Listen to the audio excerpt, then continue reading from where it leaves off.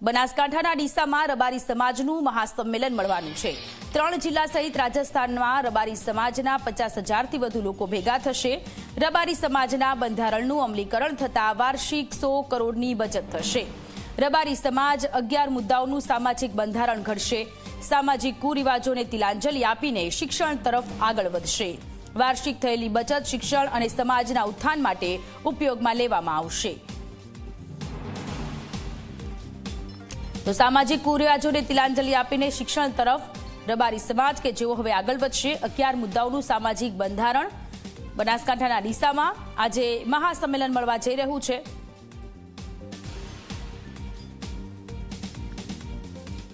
ડીસા ખાતે રબારી સમાજનું મહાસંમેલન યોજાવા જઈ રહ્યું છે, ત્યારે સીધા વાત કરીશું પૂર્વ ધારાસભ્ય ગોવાભાઈ રબારી સાથે અને સમાજના આગેવાન જે છે। ગોવાભાઈ, આ કાર્યક્રમ જે આખો છે એની પહેલા તો રૂપરેખા શું છે, સમાજ માટે શું બંધારણ નક્કી કરવામાં આવ્યું છે, શું આ વખતે નિર્ણય લેવામાં આવશે અને એનો ફાયદો જે છે સીધો સમાજને શું થશે? સમાજ માટે આમ તો બંધારણો હું 1987 જિલ્લા પંચાયતનો પ્રમુખ ત્યારે બાંધ્યું, એના 10 વર્ષ પછી થોડો સુધારો કર્યો, એના 10 વર્ષ પછી સુધાર્યો। આ ચોથી વાર જેમ જેમ સમયનું પરિવર્તન થાય છે એમ સામાજિક પણ થોડું પરિવર્તન થવું જોઈએ। એ રીતે આજે પહેલાં અમારા આટલા 2-3 ગોળ હતા, અત્યારે મેં આખા જિલ્લાને ભેગો કર્યો છે। અમારા મિત્રોએ પહેલાં 2-3 ગોળનું કર્યું હતું, પરંતુ મેં કહું આખો જિલ્લો લ્યો, છેક રાજસ્થાનની બોર્ડર સાચોર રાણીવાડી સુધી તમામ સમાજો મળીને એક સમાજ એક રિવાજ, જેમ મોદી સાહેબ કહે છે કે સબનો સાથ સૌનો વિકાસ, એ મંત્રને લઈને અમે પણ વિચાર્યું કે એક સમાજ એક રિવાજ એક બંધારણ, એ જાતનું આજે બધા જ મોટી સંખ્યામાં 40-50 હજારની સંખ્યામાં વસ્તી આવશે અને સમાજના આ વખત સમયની સાથે ચાલે, ખર્ચા ઓછા થાય, દેખાદેખી ઓછા થાય અને એક સુખી માણસ મોટો જલસો કરે અને નાનો માણસ હોય ન કરી શકે એને સંકોચ ન થાય માટે એક સમાન પ્રસંગ કરવાના। લગ્ન પ્રસંગ, મરણ પ્રસંગ, જન્મ પ્રસંગ એક સમાન થવા જોઈએ, એ જાતનું બંધારણ કરી રહ્યા છે। અને આની અંદર દર વર્ષે આ જિલ્લાની વાત કરું તો 4-5 હજાર લગ્ન થાય, 2-3 લાખ બચે તો પણ 150થી 200 કરોડનો ફાયદો થશે। અને આ ફાયદો અમે કહેવાના છે કે તમે શિક્ષણમાં વાપરો, તમારા બાળકોને ઉચ્ચ શિક્ષણ આપો, તમામ ઘરે ઘરે એક સારી નોકરી મળે, સારી નોકરી કરે, આ જાતનો કરો, ધંધો કરો તો આ પૈસા એમાં ઉપયોગ કરો ને તમારો ઉત્કર્ષ કરો।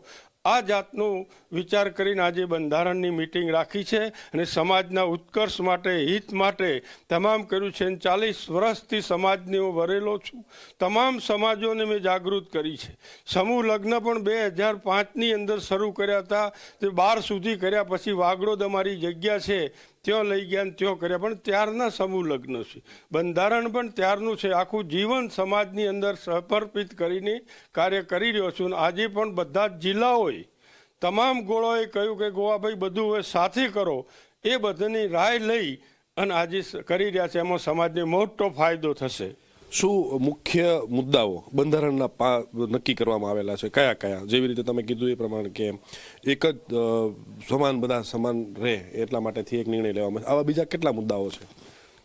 મુદ્દાઓની અંદર તો બધા અત્યારે પેપર નહીં ફોડું, જાહેર કરશું, પણ ખાસ તો લગ્નની અંદર જે ખર્ચાઓ છે એ ઓછા કરવાના। જે દાગીનાઓ વધુ પડતા આપે છે તો એ પણ એક સમાન નાના દાગીનાની લિમિટ બાંધી છે કે આટલા જ દાગીના આપવાના। સાદો મંડપ કરવાનો, નશા મુક્ત, વ્યસન મુક્ત સમાજ કરવાનો, કોઈ વ્યસન ચીજ પ્રસંગમાં રાખવાની નહીં અને તમામને શિક્ષણ તરફ મોટો ભાર આપ્યો છે।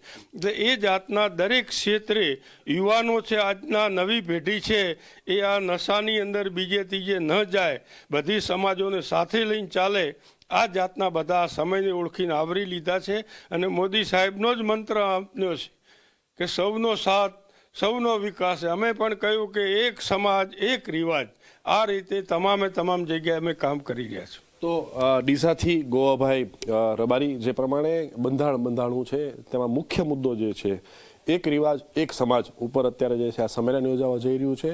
સમાજની અંદર સમાનતા રહે માટેથી આખો પ્રયત્ન કરવામાં આવ્યો છે। કેમેરામેન તુષાર સાથે ઉદયરંજન, ઝી મીડિયા, ડીસા। તો બનાસકાંઠાના ડીસામાં રબારી સમાજનું સંમેલન મળવાનું છે। સામાજિક કુરિવાજોને તિલાંજલિ આપીને શિક્ષણ તરફ સમાજ આગળ વધે તે માટેના પ્રયત્ન હાથ ધરવામાં આવશે।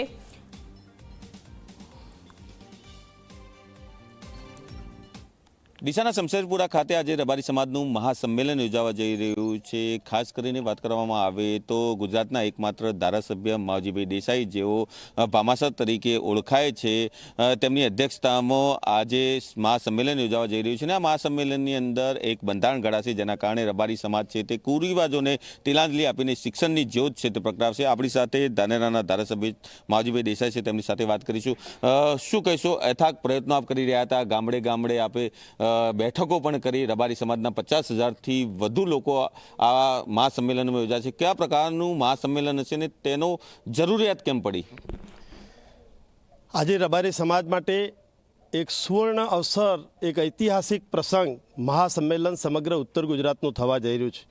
હું એને સૌભાગ્યશાળી માનું છું કે જ્યારે ગુજરાતની અંદર હું એકમાત્ર ધારાસભ્ય હોઉં અને મને આ સમાજને એક બંધારણ માટે સૌ આગેવાનો સાથે મળીને અમે જ્યારે બંધારણ માટેનું કામ કરવા જઈ રહ્યા હોય ત્યારે હું સમાજનો ખૂબ ઋણી છું કે સમાજ માટે કંઈક કરી છૂટવાની જે ભાવના હતી એના કારણે કરીને છેલ્લા 10 વર્ષથી જે શિક્ષણ માટે કામ કરતાં અમે બધા આગેવાનો આગળ આવ્યા ત્યારે આ બંધારણની અંદર જે રિવાજો હતા એ વર્ષોની પરંપરાઓ ચાલી આવતી હતી, એને બદલી અને સમાજની અંદર એક શિક્ષણ ક્ષેત્રે ક્રાંતિ આવે કે જે ખોટા ખર્ચાઓ થતા હતા એ ખર્ચાઓ બંધ થાય, સમયનો બચાવ થાય, એકબીજાની દેખાદેખી બંધ થાય અને આ પ્રકારનું કરીને સમગ્ર ઉત્તર ગુજરાતના બનાસકાંઠા, પાટણ, વાવથરાદ અને છેક રાજસ્થાનનો અમારે અડીને જે વિસ્તાર છે રાણીવાડા, સાચોર, ઝાલોર ડિસ્ટ્રિક્ટનો, આ બધા જ સમાજના આગેવાનો સાથે મળી એક મંચ ઉપર આવ્યા, એમના ખૂબ બધા સજેશનો લીધા, ઘણી બધી બેઠકો કરી અને ત્યારે સમગ્ર સમાજે એક અવાજે